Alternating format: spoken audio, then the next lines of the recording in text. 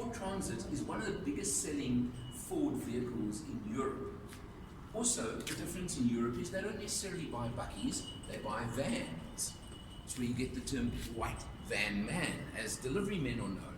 Well, this is an interesting version of the Transit. It is an updated one that was launched not that long ago in South Africa. But you may notice it's not white, and it's got stripes. It's got nice big 18-inch wheels with good mags over there as well, and a little bit of even a body kit on it. So it's a pretty different vehicle, because this is the Transit SportsVan, as Ford would call it. Practical still, absolutely, because look at this. Sliding doors, you'll notice on both sides. Massive load area. Very interestingly, solid divider behind the seats. So you are completely separated from the load area. You come around. Besides, of course, the stripes down the back. Your rear doors open like that.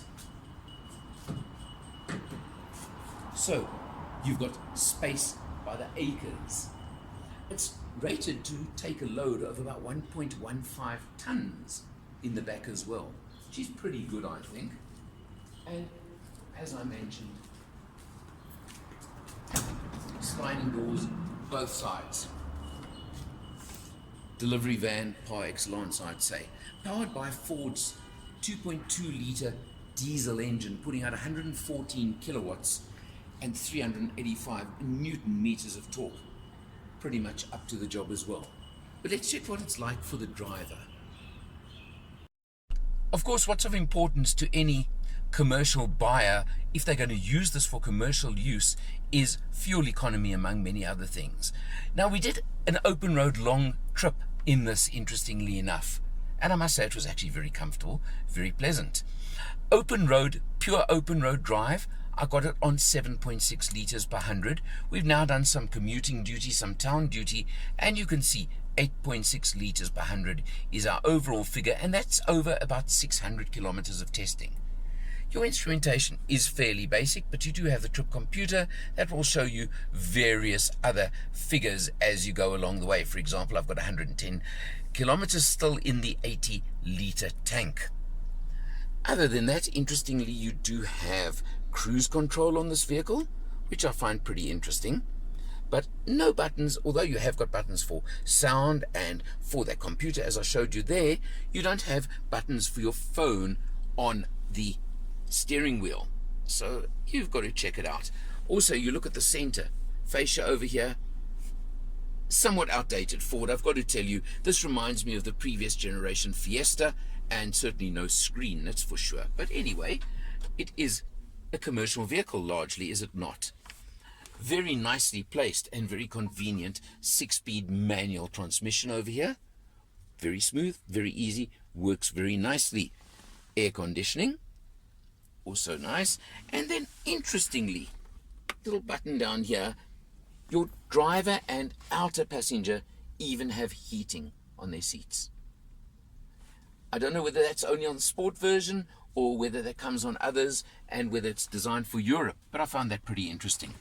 But you've got tons of space for 3 up front over here.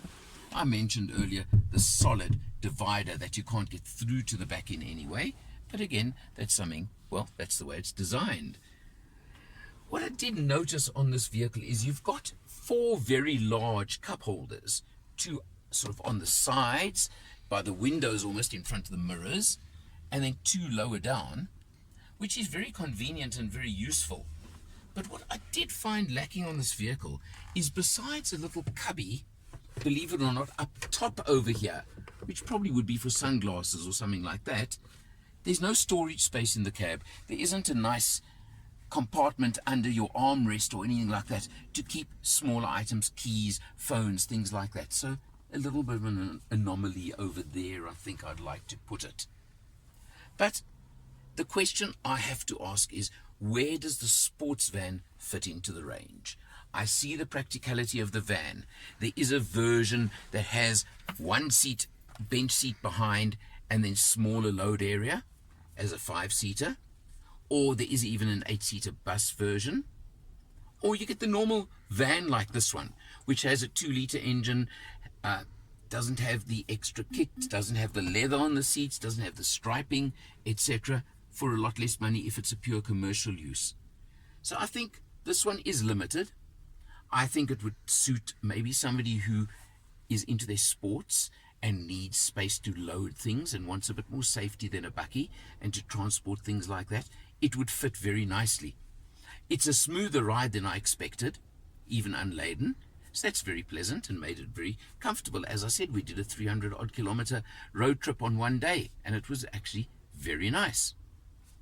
So it comes down to, obviously, what suits you and what suits the buyer.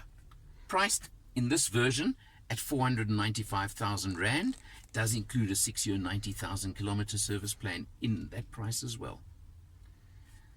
To sum it up, vans are starting to come back in South Africa in a way now. There are more and more being launched right now, not necessarily the size of this one. I think the only one that comes close size-wise would be the Hyundai H1 van, or maybe the VW panel vans would be about the only ones that compete directly on size.